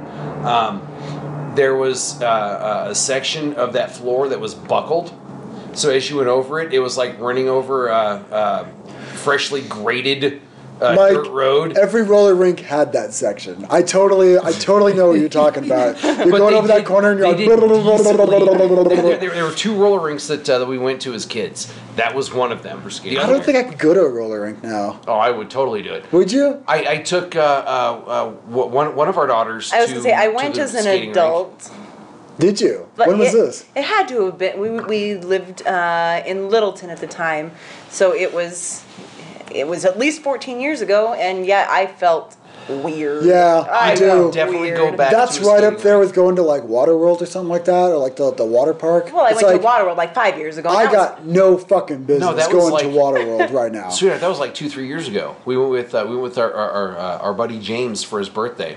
All I remember timeline, my body was kicking, and I was like, hell yeah, I'll put on a swimsuit. So, but 5 years has gone by, so thank God that wasn't going on at the roller skating rink. That's which is right. what we're talking about. This is just zaniness, and this is where they're supposed to be bonding, but it's not working because this is a stupid movie. No, okay, hang on. The bonding scene at the roller rink, I thought it was sweet, but What? Hang on. I'm going somewhere. No, with I'm this. sorry, I couldn't get past it. It This was is him trying to be a kid, but he's just a goofy adult. It was sweet. It was endearing, but I could not get past the fact I couldn't get past it that either. he's 22 and she's like 15, newly 16. The actor's at 22, best. the character's Yes. fucking 29. Okay, movie is a movie. A story is a story. But in real life, he was still old enough. You know, to go these to fucking actors are jail. spending a lot of time together, and they're all canoodling, and all that shit. It's like, god damn it. Anyway, fuck it. I don't care what the payday is. Yeah. You are not that old. Everyone's artists, I get it. Making out with my 15-year-old This daughter. movie hasn't earned it. daughter. And what's funny? Okay, I don't know if any of our listeners watch Pretty Little Liars, but there Yeah, Pretty Little- is perfect example, the student who falls in love with the teacher. They end up living together. They have this whole relationship. That's but the whole point of the movie. Yeah, but in Yeah. real life, she is over 21. Just picked one. That's a one story girl. that needs to be told. Yeah. It's out there. No, it's fine. Yeah, It's fine. I Yeah. stopped watching the show after that. I did. So Cryer's skipping back because he's all Twitter paid and shit, which is weird. But he's Yeah. like, 15-year-old. yeah. Right. Got it. All right, so he's coming back. He comes back to the house, and Coogan grabs him, and they're doing this. They're all of a sudden we're in Mission Impossible, and they're hiding in the bushes, and they're staring into the window, and the FBI agents are there in the living room smoking, and so all of a sudden we're in Mission Impossible, and we got the dum And he took out the trash can. I couldn't help but laugh. Lisa laughed too. Coogan's in fatigues, and so he's like, "Well, we've got to go someplace else to hide you out." He conveniently, coincidentally dressed for the occasion. Yeah, exactly. Yeah. He was pulling clothes off somebody else's set. I mean, he's in the cowboy. That's exactly what happened. He is everything. Coogan's pulling clothes off of somebody else's movie, okay? The fictional movie. In fact, Coogan walked off of Toy Soldiers to go do this movie, okay? Yeah. All right. So Even though he didn't do it for another 5 years. yeah, exactly. Yeah, that doesn't make sense, but neither does anything else in this film. So why not? So now we got to find a different place to hide out, and so he's going to hide him out in the school. Now, God damn it! This is where the movie misses the mark again. They're walking back, and all of a sudden, Coogan starts in with the beatbox stuff, and Cryer is doing this. Crying over I you. thought that and it was done great. so well. Right, it was good. I'm sitting there It going, was great. wait a minute, a glimmer of hope, a candle, a little light burning at the end of that tunnel going, there might be something going on. And then, what do? We're like, wow, Coogan, this isn't a rap song. Cut. And it's like, okay, I went ballistic over this in Cutting Edge where they made some stupid fucking joke at the end of what should have been a good line. This was a good transition scene that they fucked up. Wow. They just couldn't resist it. They're like, no, this is going too well. Let's fuck it up somehow. This movie really hit a spot with you, didn't it? This movie is ridiculous. This movie, if movies are supposed to invoke emotion and passion, it did that job because I'm so infuriated over the incompetence and the laziness of this movie. It's just it's an injustice. You get $7 million to make a movie. And tell a story to somebody. The best you can do. This isn't even entertainment. We don't have explosions. We don't have anything. We don't have anything that would even entertain you. We just have nonsense throughout this whole fucking film. Anyway, so yeah, now he's living in the school. Okay, great. I think I need another one for that. So I totally think there's an irony to this film that Coogan is the best actor in this movie.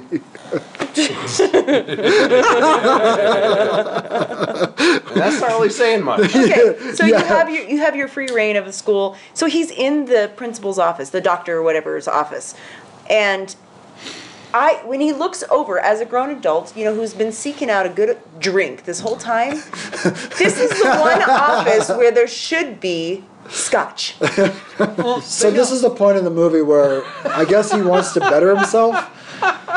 Like, I guess he's sitting there going, no, I'm making a transition to a teacher. Now, the only reason why I know that he wants to make a transition as a teacher is because I've seen this movie 4 times. It was mentioned, he did actually mention teaching. I sewed this together throughout the bits and pieces of nonsense that this movie had to provide. Okay? I completely sewed this together and like, oh, he wants to be a teacher. Yes. That was his missed call and all that stuff. Oh.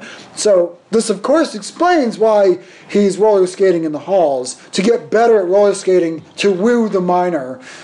Which is why someone who drives a Maserati would, a month later tell you, money isn't everything. Money isn't everything. Right. Yeah. Which is strong words from somebody with money, of course. Who has- So we're now subjected to the weirdest and most random montage that I personally have ever seen in a movie. What's the thread here? We have no thread on this montage. Usually montage show like a progression of getting better at something or a passage of time. Nothing's going on in this montage. Well, the custodian makes it clear that I've been watching you for some time, and you are getting better at skating, and you're still here. I mean, just us saying that. Sabotaging yourself. Okay. Never mind. I got nothing. This is bullshit. Yeah, this is total bullshit. We see a lot of random shots of what I assume to be the daily lives of the students and him tearing down the class president flyer. So he doesn't want to be class president, which I don't even know why this is even in this movie's vocabulary. He has thoughts you of question that. So he has thoughts of progressive education, right? Oh, that's where we want to go in this movie. This was obviously a subplot that wanted to be in this film, but and the subplot is like, here I am, I might be interested. To me, the class president, it makes total sense, and it's used in so many movies. What? You have this doesn't make any sense at all. This new kid who arrives, and all of a sudden they're like, oh, class president. You're going to hide out and become cliche. a kid in high school. The first thing you want to do is become class president. He didn't want to be. He's a reluctant. Shut up with that. No, the part that I got stuck on with this, and I could be very, very wrong, but in the 80s movies that dealt with, high school type shenanigans, was there not always the kooky old black man living in the basement? No, there's a wise, learned black man to guide you through life. The second that he said that he was a boxer, I knew that he was going to end up kicking the assassin's ass in the end. Are you sure? I was 100% sure. Now, as a boxer, would he have not telegraphed that fucking uppercut anymore if he could try? Okay, my 11-year-old can make better swings than this guy. I mean, this dude was swinging. He was going for the fences. I thought you were totally going to say my 11-year-old saw this coming. All right. I thought we the were montage doesn't really do shit for shit. It doesn't actually do anything, which is strange. Montages have always had this rich history of doing something for a movie. Yeah. And this montage didn't do anything. All this did was introduce the kooky old black man living in a basement. He could have made something of himself. The montage gets cut off. Yes. That's another thing I've never seen before is a montage getting cut off. What? Okay. Yes, I like the movie. What? You really do? Crucify me all you want to, but I do like the movie. But yes, this movie is so bad.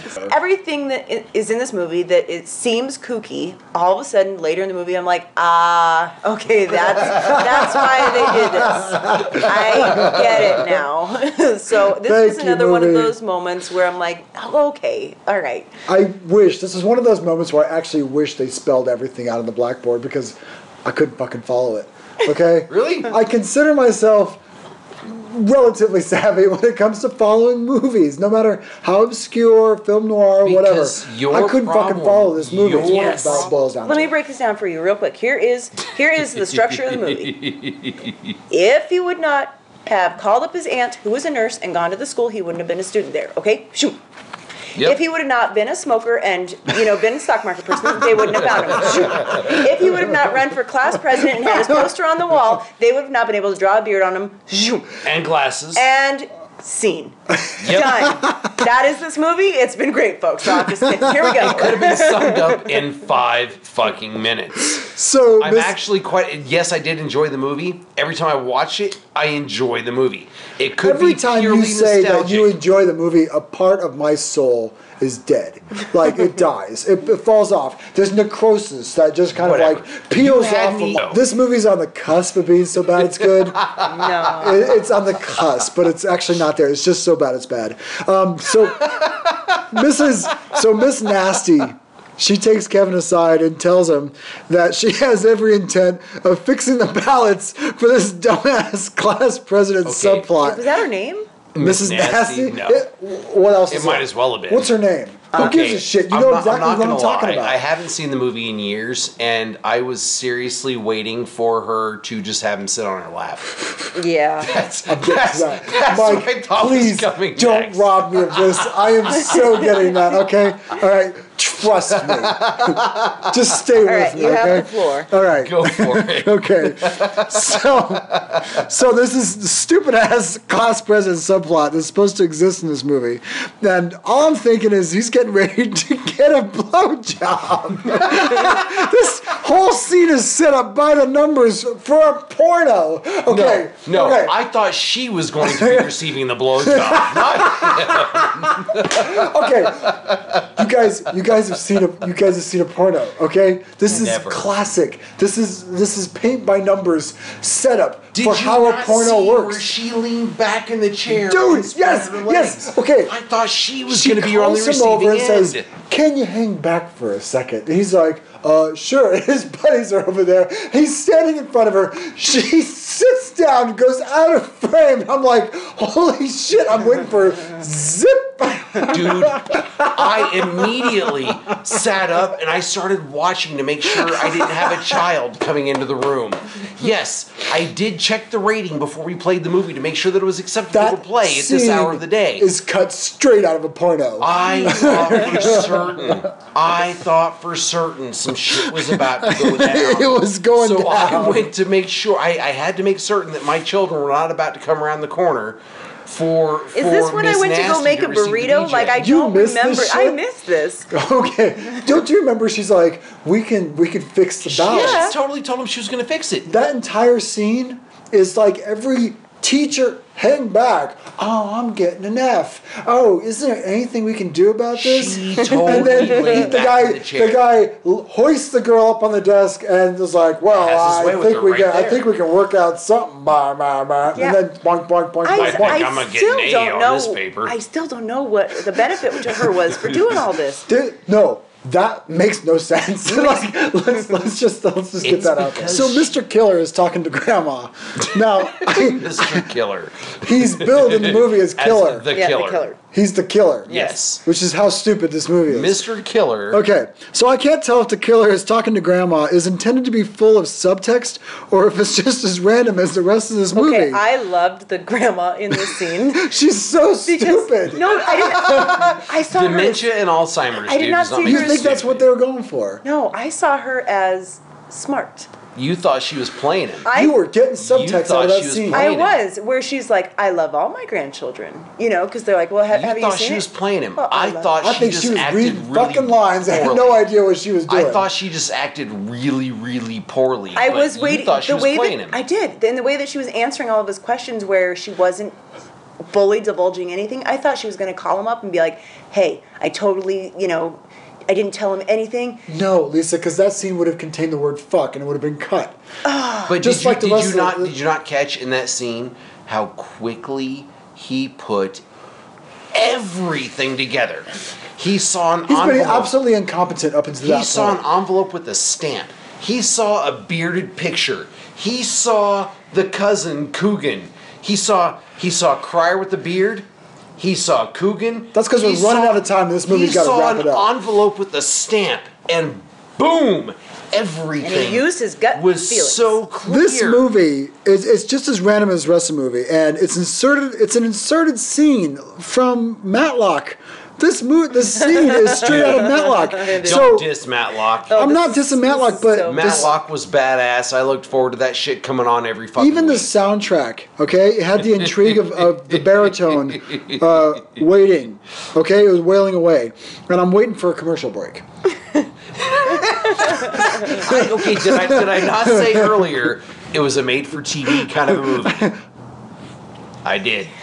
It really was. This was so made-for-TV movies. I have seen so many made-for-TV movies. I love made-for-TV movies, and it's so much better than this. So, Which again goes back to where I said this movie destroyed so many careers. so all of a sudden, this movie goes directly from Like Father, Like Son, that movie, directly to Circle of Friends, okay? Because he's sitting in the park watching the ducks.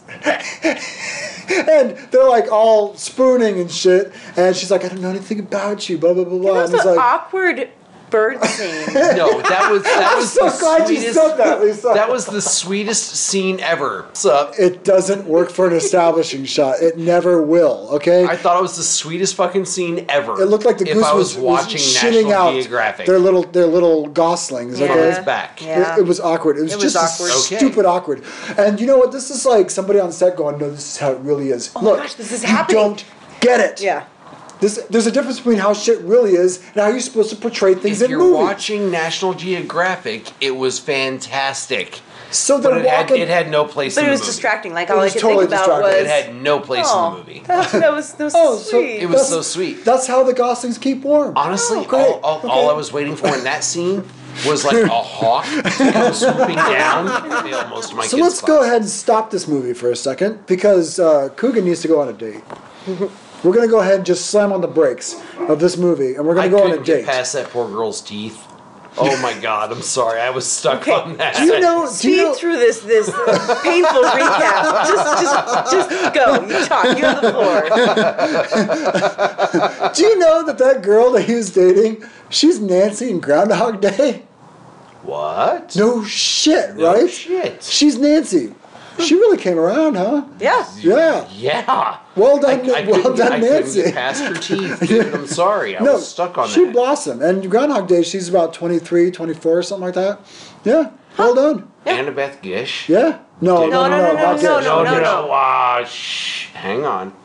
Annabeth Gish. So the horribly awkward, funky teeth, mouth, whatever girl, she blossomed. Oh, Turned yeah. out really well. Absolutely, yeah. Annabeth Gish. Her face just kept getting longer and longer. It does the same thing as everybody does when they get older, Mike. They She face just looked elongates. skeletal and just. If we're comparing to her in this movie, that's because she's 15 fucking years old, okay? She's still got that pudgy chipmunk thing going on, right? All right. So they're on their date, and this asshole has the nerve to call a Suzuki Sidekick a fucking Jeep. Okay, Everyone's my God. with me. It's call like, that out. I what did are we call it looking out. at? What Jeep? I know when he said Jeep, I'm like, wait, what? Are you talking about this car? Sidekick? Because this is a Suzuki Sidekick, you I looked at him asshole. like, wait a minute. Did he really just refer to that Suzuki as a Jeep? Sure did. All right. And then we quickly moved on. So a couple of things about Coogan's date, all right? The first order of business, once they get into the car, is blatantly insult her by making a personal remark about her glasses, which she shit. straight away obliges and takes them off. She No seemed shit. like a stronger human to me than that. Totally, she's like, oh, sorry, let me take these glasses off because I look like a monster. Am I the only one, honest, sincere question here, that finds a chick wearing, like, glasses? That was the horribly- thing. Late 80s, horribly early 90s, they were just like, attractive. take off your stupid glasses, you look terrible. No. Lisa throws on her glasses. She needs them because she's old now. I picked But- out the oldest of old lady glasses that I can throw everywhere and they won't break. If there That's So was why I ever when did a the sexy librarian- if there was ever a Yeah. sexy Sexy librarian, yeah. Travis, that was your sister, Oh, dude. that's great. Your sister was a hot, sexy librarian. Excuse me while I throw up. So this starts a pretty confusing scene about goofball driving, being blind without glasses, apparently. Blind or not, he could not fucking drive that car. And That was she's but, okay. okay. Can we give him credit where he's like, "Tell me when you can see my face." Okay, No, that and then he kisses was his- adorable. that was cute. adorable. I'm not even going to say But shoehorned. still. This was crowbarred into place. It's really just so was. stupid. And you know really what? was. Bottom line is, all of this date nonsense amounts to nothing. This doesn't contribute to the narrative of the story No, at all. that's why I actually no, it forgot really about did. It Oh, really did. Okay, let's hear this. Because our genius sniper assassin guy had his crony following Mr. Coogan to figure out where Mr. Cryer was hiding out. Ooh. He didn't find out see where what I did Cr- there? No, No. he didn't find. He didn't No, he find out didn't. shit about shit. He really didn't, but he was trying. So, He this goes was back to my trying. original hypothesis that this scene doesn't amount to shit. There's nothing that this scene contributes to Okay, in terms here's of what the this narrative. scene did. Is this kid was totally nerdy. Nobody talked to him. This Max guy comes in, makes him popular-ish. Yes. And now all of a sudden he And gets she to doesn't make wear out her with a chick with glasses. funky-ass He teeth. has her take off her glasses so she can't see, so that they can weasel in a kiss, and that's it. Yep. Which doesn't contribute to the movie. No, Oh, I'm sorry. I thought that's what. No. I thought that was my original point. no. But Except they for the fact did bring it it up. does because it made him. He's now on a date. He would not have been able to get a date if his cousin had not come into town. The movie's 17 again. He's making his son a better basketball player, which contributes to the narrative of the story. This doesn't do anything. But did it make his dad a better doctor? No, 17 again. No, not like not- like 7. You're mixing up your I'm Different- a kid again. Different Kid Again movie. Sorry. So the goofiest thing I've probably seen in a long time. I've said this statement a number of times during this podcast alone. The craziest thing, the stupidest thing, the nuttiest thing, the goofiest thing I've ever seen in a movie, and this is one of them. The killer is drawing on Cryer's flyer. Maybe the goofiest thing I've ever seen in a movie recently. He's drawing a beard and glasses on him. I was waiting for him to draw. That was why. I was he waiting had for him to run draw class horns and a president. thing. That's why he had to run for class president, because it gave the assassin time to put two and two together by drawing a beard and glasses on the picture. This is when normal movies have the bully come out and do this. It's so goofy. This is so strange. Not the overpaid, intelligent assassin. So they're getting ready. Okay, all right. We're kind of wrapping up here, and we're getting down to the nitty gritty. And now we need to announce the class officers. Okay, so we got the treasurer. They've been announced, and they've been tallied by the tally board, and everyone boos him, which is funny as hell. So the killer has Cryer one-on-one, right? Because he starts shooting at Cryer. Cryer comes running up. Now, the boxer's already disarmed the killer. Why do you hide behind a wooden podium? Hang on. Because that was the biggest problem. I understand in this movie. hiding. Because squibs explode out, not in. They would have had a better chance grabbing a metal chair and Ting, ting, ting. Squibs explode out, not in. Well, he's a boxer. I'm glad we got that established Yes. earlier, because this wouldn't have made any sense. So Because boxers swing like that. it made sense for him to be up in the rafter or the higher balcony area, because he was the Okay. he was Okay. He's a janitor watching a whole bunch of kids. The Right. aged, Really getting excited about these children. Ever so wise, former boxer custodian guy has possibly the best ever peripheral vision known to man. Isn't that weird, though? He no saw other movies that get that motherfucker- right. This is He the only saw movie. that motherfucker back behind him.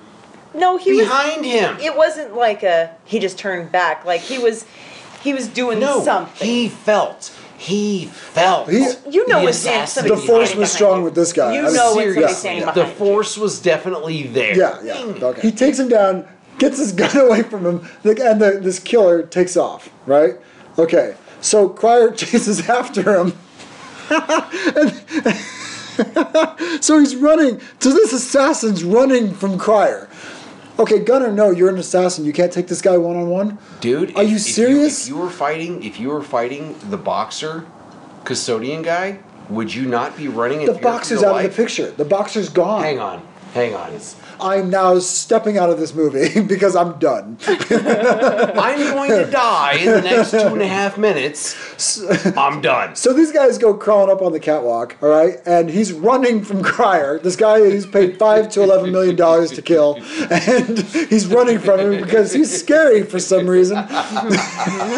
So they're having this fight on this catwalk. The guy loses his grip, and he goes falling to his Maybe he was death. remembering the picture of him with the beard and the glasses, and that was So hugely fucking weird. intimidating. So now we dissolve to, the guy falls to his death, he's dead, and all the kids are like, holy shit. And we dissolve to the courtroom scene.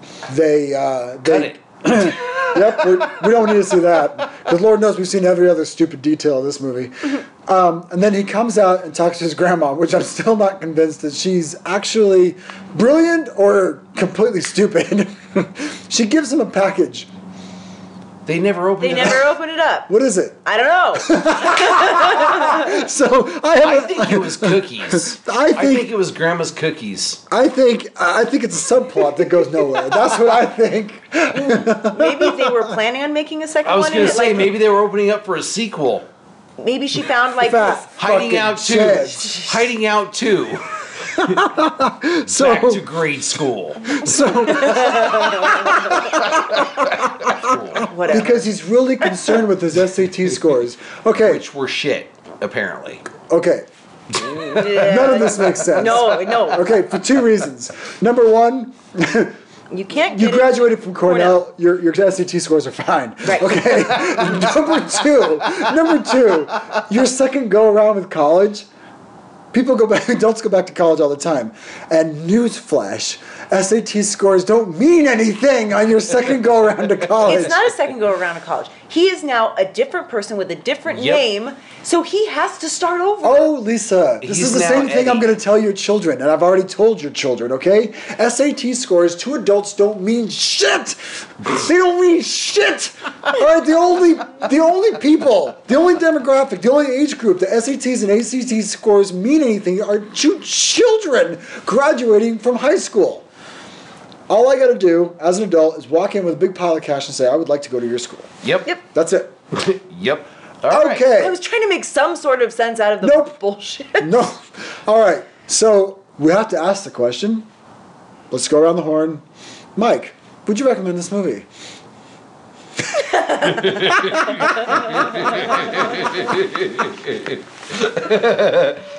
Yes, Jesus, I would. have you learned nothing? Okay, was the movie dumb as hell? Yes, it was. God damn it, it was dumb. What was it full of holes? I mean, like more so than the proverbial Swiss cheese. Yes, it was, but yes, I will still if I happen to be up in the middle of the fucking night and I can't sleep. And it's either an infomercial or this movie, I will watch. How about this? movie. You walk up to a stranger who's done you no harm. You say, He goes to bum a smoke, and you're like, you're a smoker. Oh. You know what you should watch? movie. It's dumb as hell. It's a big steaming pile of shit.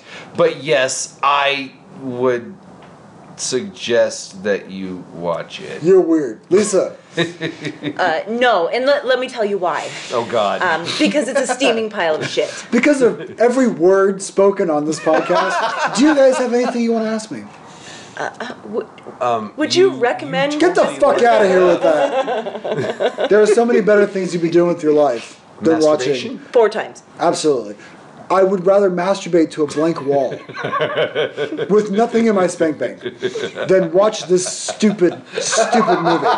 Okay? There's so many other cinematic masterpieces and absolute piles of shit that are that have something to contribute to storytelling. Right after we watched this movie, Mike and I were talking, and he had asked me about this leaf blower, and I said, "Oh, you mean this one?" And I knew it was an infomercial, and I could talk more about this infomercial with great excitement on a leaf blower than I could about the movie. It was the Trivac. And with that, this steaming pile of shit Blows and sucks like a leaf blower. Yeah, but that's a good, useful tool. This steaming pile of shit was directed by Bob Giraldi. Sorry about that, Bob. If you want to get a hold of us, please direct any and all correspondence to flicksanddicks@gmail.com. And yes, it's spelled exactly how it sounds. Like our page on Facebook and follow us on Twitter, as we will occasionally have whimsical and amusing content on there as well. This episode was brought to you by our most proud and prominent sponsor, our good friends at recycle-bikeparts.com. Need a replacement crankset? Perhaps you've just worn out your rear derailleur out, wrecked your ride, and need a barely used flat bar for that epic ride on the trail? Drop them a line, check out the eBay store that is linked directly to their website. Send a message and tell them that you're a dick and receive 10% off. As always, all parts include free shipping, but really, that's just our advice from a couple of dicks. Check out our podcasts that are posted each and every week, and be sure to stay tuned and alert for our mailbag episode where we read comments, tweets, and some of the nasty shit that all of you have sent us. Until then, I'm Travis. I'm Mike. I'm Lisa. Take it easy. Wow. I gotta go home.